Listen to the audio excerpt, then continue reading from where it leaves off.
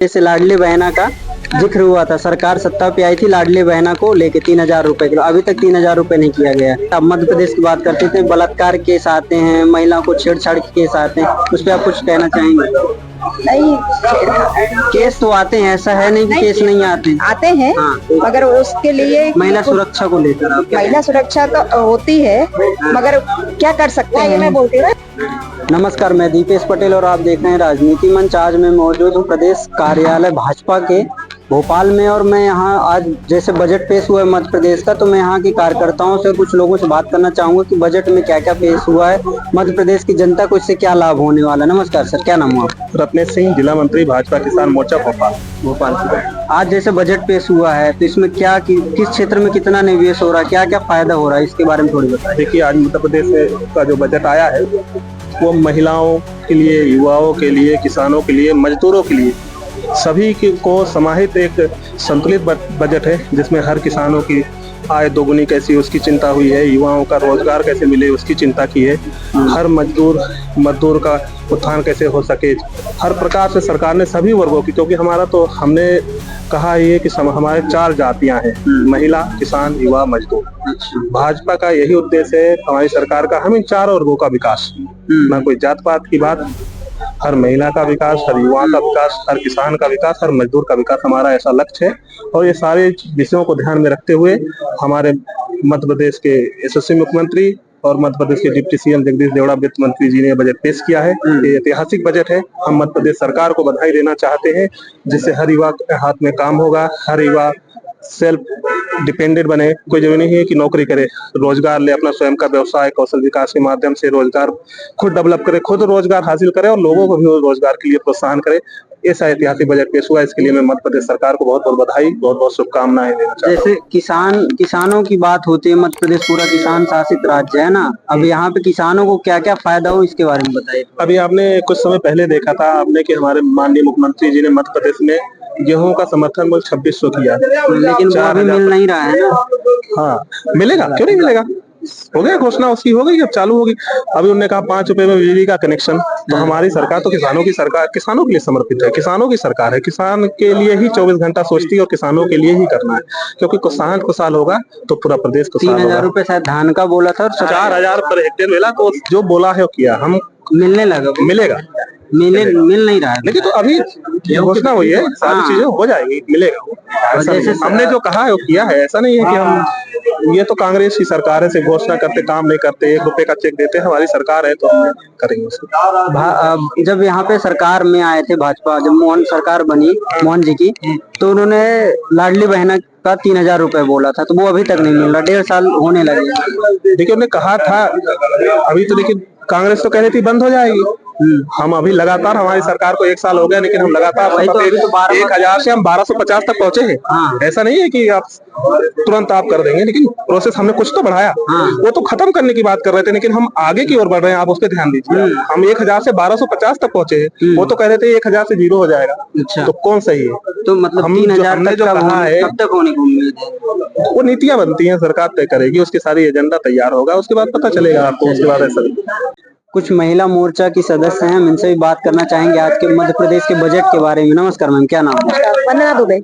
क्या बजट में आप क्या देखते हैं, आज जैसे मध्य प्रदेश का बजट पेश हुआ है, तो इसमें महिलाओं को क्या क्या फायदा होने वाला है? देखिए, महिलाओं को तो सबसे बड़ी सौगात मध्य प्रदेश ने पहले ही दे दी लाडली बहना के माध्यम से। हाँ। इसके बाद जब आज बजट पेश हुआ है तो छात्राओं के लिए मुख्यमंत्री जी ने साइकिल योजना और विदेश में पढ़ने की व्यवस्था ये भी किया है, और 26,797 करोड़ का बजट सिर्फ महिलाओं के खाते में गया है, इसे हम इग्नोर नहीं कर सकते। अच्छा। बिल्कुल। तो ये मतलब जो 26,000 करोड़ का आपने बताया, ये बजट, हाँ, तो ये महिलाओं में किस चीज में निवेश होने वाला है? क्या महिलाओं के, ऑफ कोर्स अगर बजट दिया है तो महिलाओं के उत्थान के लिए, महिलाओं के स्वरोजगार के लिए, महिलाओं की पढ़ाई के लिए ही वो बजट महिलाओं के लिए किया गया है। और निश्चित रूप से न कि सिर्फ भारतीय जनता पार्टी की महिलाएं, संपूर्ण मध्य प्रदेश की महिलाएं भी अपने आप को गौरवान्वित महसूस कर रही हैं कि भारतीय जनता पार्टी ने न सिर्फ पार्टी में बल्कि बजट में भी महिलाओं का ध्यान रखा है।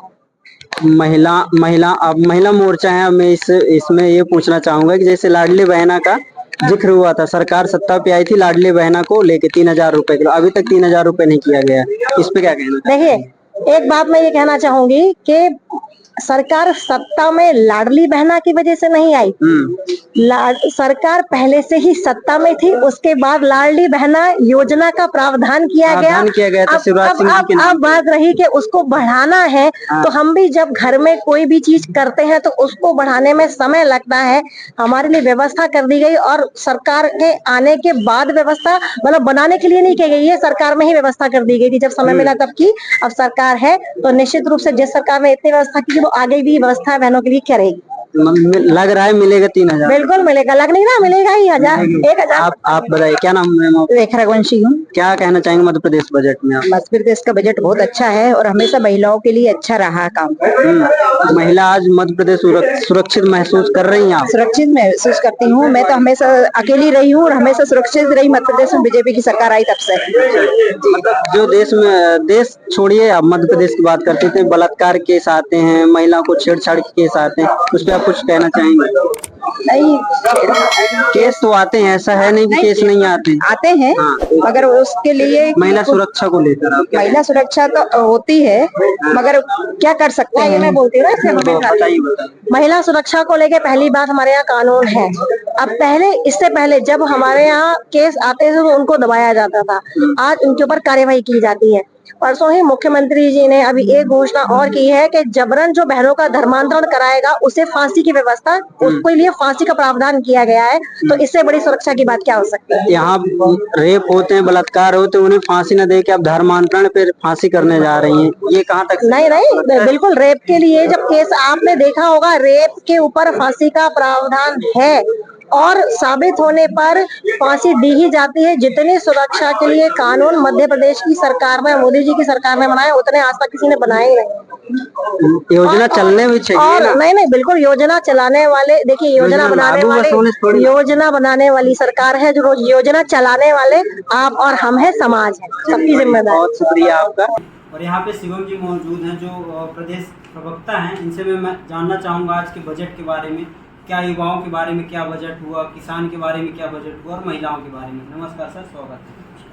सबसे पहले तो मैं आपके सभी दर्शकों का हार्दिक अभिनंदन करता हूं। मध्य प्रदेश की हमारी सरकार लगातार ही सर्वस्पर्शी और सर्वसमावेशी राजनीति करने पर विश्वास करती है और उसी को केंद्र में रख करके प्रधानमंत्री जी का जो एक विजन है गरीब, युवा, अन्नदाता और नारी शक्ति के कल्याण का, उसको मध्य प्रदेश की डॉक्टर मोहन यादव जी की सरकार ने अपना मिशन बनाया हुआ है। और इस बजट में इन वर्गों के कल्याण के लिए तमाम ऐसी संकल्पनाएँ हैं। इंफ्रास्ट्रक्चर का डेवलपमेंट है, सोशल वेलफेयर स्कीम्स हैं, अनुसूचित जाति अनुसूचित जनजाति वर्ग के छात्रों के लिए, उनके युवाओं के लिए विशेष प्रावधान है, महिलाओं के लिए एक अतिरिक्त सजगता के साथ यह बजट रेखांकित किया गया है। तो एक समग्रता के साथ इस बजट में सभी वर्गों और सभी तबकों के लिए स्थान दिया गया है और मध्य प्रदेश को आगे ले जाने में बजट पूर्णतः सहायक होने जा रहा है। जैसे किसान शासित राज्य मध्य प्रदेश है ना, किसान को क्या बजट मिला है, उनको क्या लाभ होने वाला है इस बजट से? देखिए, सबसे महत्वपूर्ण चीज़ है हमारी सौर ऊर्जा स्कीम हो, बिजली पर इंसेंटिव हो, डीएपी खाद पे इंसेंटिव हो, किसानों को प्रत्येक हेक्टेयर 4,000 रुपये का बोनस देने का विषय, ये तमाम चीज़ें बजट में हमने अलग से प्रावधानित की है। उनके लिए राशि को भी बढ़ाया गया है और सरकार समग्रता के साथ किसानों के लिए संकल्पित रही है। इस बजट में हमने उद्योग और उद्यमिता के क्षेत्र में भी जो हमारा ग्लोबल इन्वेस्टर समिट था, उसके माध्यम से भी उसके संकल्पों को जमीन पर साकार करने में जो आवश्यक सहायक तत्वों की आवश्यकता है उसको भी बजट में प्रतिपादित किया है और ये तमाम चीज़ें जमीन पर बहुत सफलतापूर्वक स्थापित हो रही हैं। अच्छा, जैसे आप युवा हैं, युवा लगातार मध्य प्रदेश में बेरोजगार हैं, उनको नौकरी मिल नहीं रही है ना, पढ़ाई शिक्षा स्तर गिरता जा रहा है। देखिए, शिक्षा का कल जो हमारी आर्थिक सर्वेक्षण की रिपोर्ट आई उसमें ड्रॉप आउट रेशियो प्रत्येक साल घटाते जा रहे हैं और शिक्षा का मध्य प्रदेश में बहुत व्यापक प्रचार और प्रसार हुआ है। और सबसे महत्वपूर्ण चीज़ ये है कि आज जब हम युवाओं की स्थिति की बात करते हैं तो युवाओं के लिए रोजगार के लिए हमने इन्वेस्टर मीट, सरकारी नौकरी चीज़ों को किया है, लेकिन इसके साथ साथ एक इन्वेस्टर फ्रेंडली वातावरण बनाते हुए युवाओं को स्वयं की उद्यमिता रोजगार क्षेत्र में सृजित करने वाले अवसरों को भी हमने स्थान दिया है। प्रधानमंत्री की योजनाएं हैं, तमाम कौशल विकास की योजनाएं, इसके माध्यम से युवाओं के लिए भी सरकार संकल्पित रही है और दिशा में काम कर रही है। क्योंकि जैसे हम शिक्षा की बात करते हैं, आज कोई भी परीक्षा हो, जैसे रेलवे का परीक्षा हो, उसमें भी घोटाला हो, उसका पेपर लीक हो गया। देखिए, मध्य प्रदेश की सरकार एक बहुत स्पष्ट और सख्त कानून लाने जा रही है। हमारी केंद्र की सरकार ने भी उस पर ऐसे रिस्पॉन्स किया है और इसमें 1 करोड़ रुपए की पेनल्टी और फांसी तक का प्रावधान है। ये तमाम चीज़ें इन चीज़ों को बहुत मजबूत बना रही है। आने वाले वक्त में हम देखेंगे कि पूरी पारदर्शिता के साथ परीक्षा जो दिखाई जाती है दिशा में आगे बढ़ेगी। सीएम मोहन जी ने एक बयान दिया था अभी हाल ही में कि जो धर्मांतरण का विषय चल रहा है ना, जो धर्मांतरण हो रहा है उसमें फांसी तक का प्रावधान करने वाले हैं, इसको आप कैसे देखते हैं? देखिए, भय के माध्यम से लालच दे करके, प्रलोभन दे करके किसी को गुमराह करते हुए करवाया गया धर्मांतरण, विशेष तौर पर बहन बेटियों को लज्जियात में शिकार बनाने वाले तत्वों के साथ वैसा ही शुरू किया जाएगा। पहले भी सरकार करती रही थी, अब कानून बना करके इसको हम सुनिश्चित करेंगे और इस दिशा में आगे बढ़ेंगे। मध्य प्रदेश में बहन बेटियों को नियत के साथ निगाह खाने वाले, धर्मांतरण कराने वालों के साथ हमारा व्यवहार हमेशा एक सा रहेगा और उसको लेकर के सरकार का कमिटमेंट पूरी तरीके से साफ है।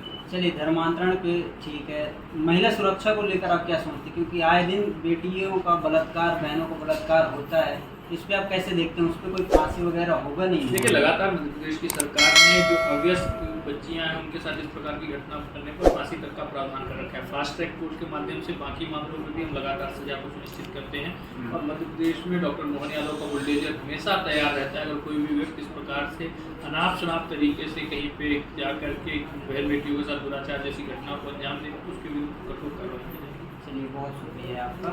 तो मौजूद थे मेरे साथ शिवम शुक्ला जी, जो प्रदेश प्रवक्ता हैं। आप देख रहे थे राजनीति मंच, कैमरामैन अमन श्रीवास्तव। धन्यवाद।